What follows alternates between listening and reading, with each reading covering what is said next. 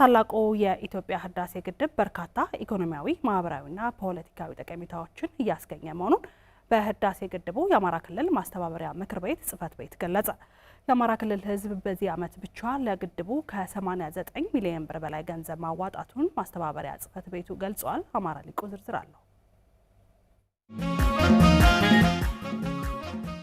ታላቁ የኢትዮጵያ ህዳሴ ግድብ ለወጣቶች ሰፊ የስራ ዕድል በመፍጠር በርካታ ኢኮኖሚያዊ ጠቀሜታ እንደሚኖረው የታላቁ የኢትዮጵያ ህዳሴ ግድብ የአማራ ክልል ማስተባበሪያ ምክር ቤት ጽሕፈት ቤት ኃላፊ አቶ አባይነህ ጌጡ ተናግረዋል። በዓመት ከ10 እስከ 14 ቶን የአሳ ምርት ይገኘዋል ተብሎ ነው የሚታሰበው። በዚህ ላይ ሰፊ ወጣቶች ተደራጅተው ስራ እየሰሩበት ያለ ሁኔታ ነው ያለው። ሁለተኛው ለቱሪስት አገልግሎት ይውላል ተብሎ ነው የሚታሰበው።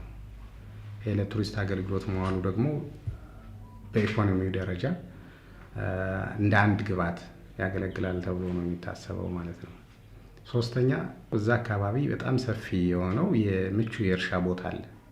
ስለዚህ ያን ምቹ የሆነ የእርሻ ቦታ የተሻለ የመስኖ አገልግሎት ይሰጣል ተብሎ ነው የሚታሰበውና እዛ አካባቢ ያሉት ዞኖችን ወይም አጎራባች ሆኑ አካባቢዎችን ሰፊ የሆነው መሬት በመስኖ አገልግሎት ይለማል ተብሎ የሚታሰብ ነውና እነዚህና ሌሎች ኢኮኖሚያዊ ጠቀሜታ ይኖሩታል። ታላቁ የኢትዮጵያ ህዳሴ ግድብ ኢትዮጵያውያንን ከዳር እስከ ዳር ያነሳሳ፣ ማህበራዊ አንድነትን ያጠናከረና በዲፕሎማሲ ረገድ ኢትዮጵያን ከፍ ያደረገ ትልቅ ፕሮጀክት መሆኑንም ነው አቶ አባይነህ ያስገነዘቡት። ኢትዮጵያውያን ከሰሜን ጫፍ እስከ ደቡብ ጫፍ፣ ከምዕራብ ጫፍ እስከ ምስራቅ ጫፍ ያለምንም ዘር፣ ቀለም፣ ሃይማኖት ብሔርተኝነት ሳይገድባቸው በአንድነት ነው ይህንን ግድብ ለመገንባት ስራ ሲሰሩ የነበሩት።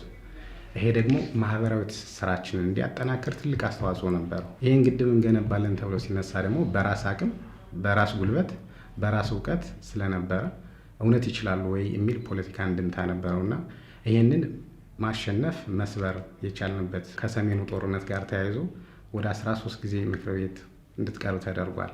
አንደኛው በዚህ ጉዳይ የአባይ ጉዳይ ነበር እና ከዚህ ጋር ተያይዞ ይህንንም የተሻለ ዲፕሎማሲ ኑረን አሸንፈን ሰብረን የወጣንበት ስለሆነ የፖለቲካ አቅማችን ወይ ደግሞ የፖለቲካ ዲፕሎማሲያችንን ያለንን ተጽዕኖ በአፍሪካ ሀገራትም በዓለም አቀፍ ሀገራትም ያሳየንበት ነው። ክልሉ በአሁኑ ወቅት በርካታ ተግዳሮቶች ያሉበት ቢሆንም ለታላቁ ህዳሴ ግድብ በዚህ ዓመት ከ89 ሚሊዮን ብር በላይ ወጪ አድርጓል ያሉት ማስተባበሪያ ጽሕፈት ቤት ኃላፊው የአማራ ክልል በ14 ዓመታት ጉዞ ውስጥ በጉልበትና በገንዘብ ከ39 ቢሊዮን ብር በላይ አስተዋጽኦ ማበርከቱንም ጠቁመዋል። እስካሁን በአጠቃላይ በ14 ዓመት ጉዞአችን ካየን ደግሞ ወደ 1.35 ቢሊዮን ብር አስተዋጽኦ አድርጓል ማለት ነው።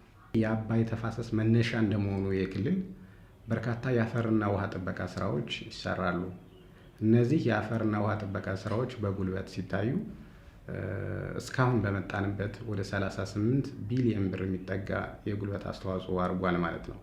አጠቃላይ የክልላችን ህዝብ በዚህ 14 ዓመት ውስጥ አስተዋጽኦ ያደረገው 39.35 ቢሊዮን ብር አስተዋጽኦ ማድረግ ችሏል ማለት ነው። የታላቁ የኢትዮጵያ ህዳሴ ግድብ የውጭ ምንዛሬ ከማስገኘት ባለፈ በሀገሪቱ ብሎም በክልሉ ያለውን የኃይል አቅርቦት ችግር ይፈታል የሚል ተስፋም ተጥሎበታል። ባለፉት ወራት የወጡ መረጃዎች እንደሚያመላክቱት የሲቪል ስራዎች 98.6 በመቶ ደርሷል ያሉት አቶ አባይነህ የአማራ ክልል ህዝብ ከሌሎች ኢትዮጵያውያን ጋር በመተባበር ሲያደርገው የነበረውን የገንዘብ መዋጮ፣ የዲፕሎማሲና የአፈርና ውሃ ጥበቃ ስራዎች አጠናክሮ ማስቀጠል እንዳለበትም መልእክት አስተላልፈዋል።